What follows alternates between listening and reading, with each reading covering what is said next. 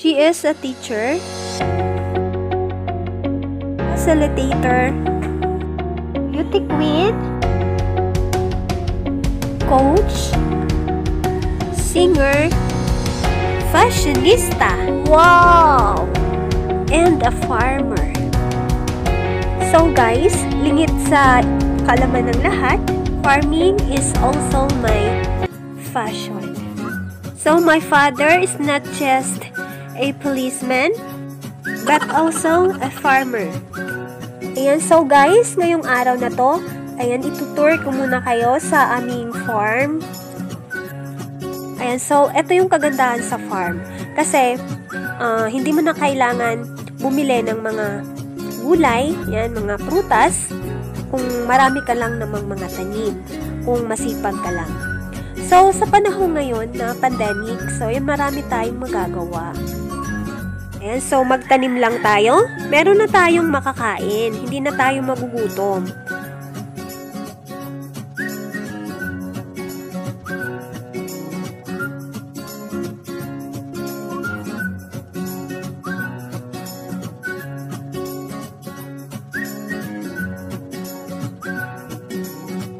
So, ayan, ang halaman na to ay dinala ko pa po ito mula sa San Pascual. Ito yung tinatawag nating dragon fruit. So, ayan, marami daw mga benefits ito. So, i-search na lang po natin sa gulo-gulo. So, ayan, may inihanda ng lupang pagtataniman. Ano kayang itatanim dito?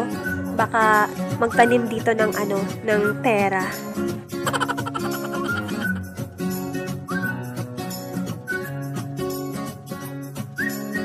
At syempre dahil nagbisita ako, syempre hindi mawawala yung palitson ni Daddy.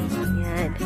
So ito naman yung mais na inihaw o yung tawag sa amin ay sinugba.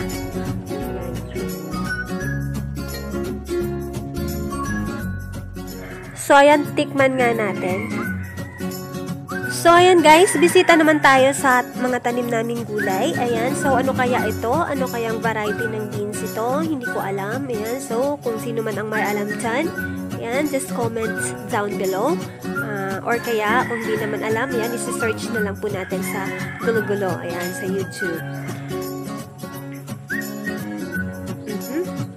So, ito naman ang patola. Ayan, syempre alam natin, ito masarap itong isahog sa miswa. So, ito pa. Ito talaga yung beans na hindi ko alam.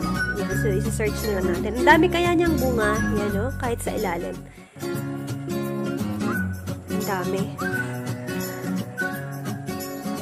At, syempre, hindi mawawala yung mga flowering plants dito sa likod ng kubo. Ayan. So, kung medyo stress tayo, yan.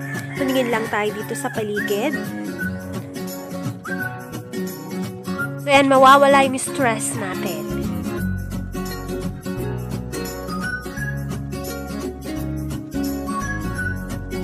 So, guys, sa isang araw, baka hindi natin kayanin bisitahin lahat ng mga pananim dito. Ano po?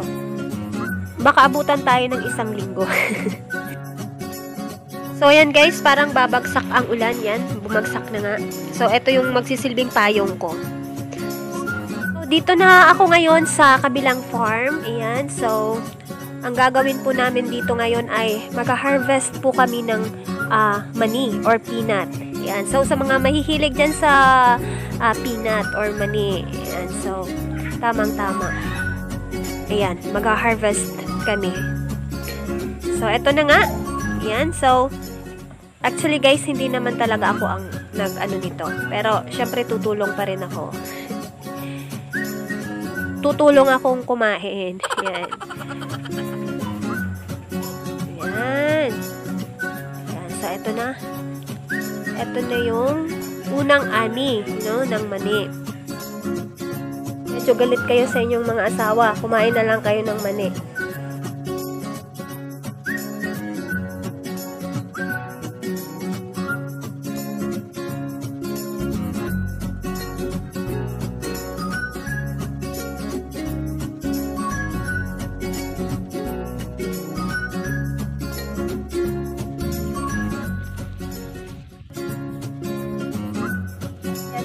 wala na tayong arte-arte ngayon, no?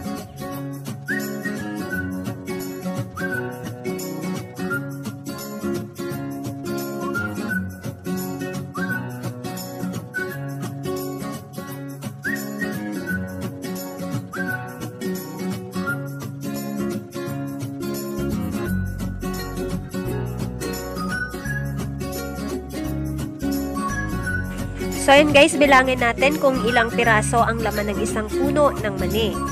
Ayan, 2, 3, 4, 5, 6, 7, 8,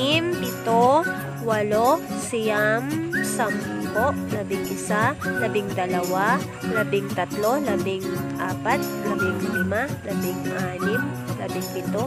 17, 18. Ayan, so meron tayong 19 na laman. Yan, ang isang puno lamang po ng mani. So, ayan guys, kailangan makaisang sako kami bago umuwi.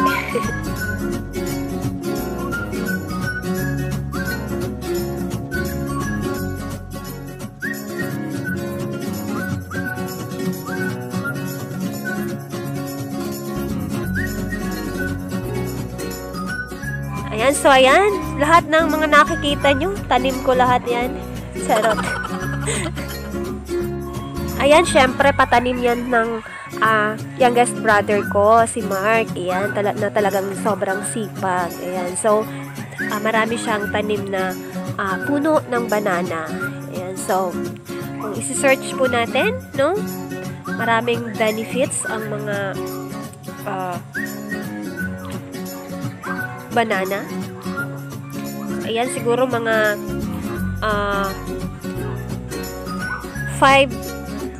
5,000 or grabe naman 5,000. Mga 1,500 puno ng banana ang tinanim niya. Ito naman yung mga kamuting kahoy. Ayan, so and syempre, yan, pipino. At no, ito na nga, nag-harvest na kami ng ng kamote. Yan, so masarap ang kamote, no? Lalo na kung hindi tayo nahihirapan tayong tumumi, no? Constipated tayo. So, mas mainam na kumain tayo ng kamote at saka mani. Tingnan lang natin kung hindi tayo makakadumi niyan, no? Ng maayos. Ayan. So, ito naman yung biko. Ayan. Ito yung favorite, all-time favorite ng mga Filipino. Pero hindi ko ito paborito. Yan. So, Bisaya na ako, mga kababayan. Yan. So, ito naman yung cassava or kamuting kahoy. Yun nga kanina, yung sinabi ko. Yan. So, yan. Ang laki. No? So, tingnan naman natin. So, ito yung tinatawag na barani. No? Kinakain ito ng baboy. Yan. So, ito yung pinapakain sa mga baboy. Ayan. Pwede rin siguro sa tao, no, kung wala nang makain. At syempre, mais. Ayan. So, favorite natin yung mais. Masarap din ang sabaw nito, no? Pwede siyang inumin. Ayan. So, meron ding benefits ito. At syempre, yung banana. Ayan.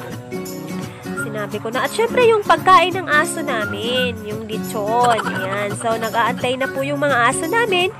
Ayan, di na nga nakapaghintay, no? Kinain na nila yung kalahati. Ayan. So, nagutom na talaga.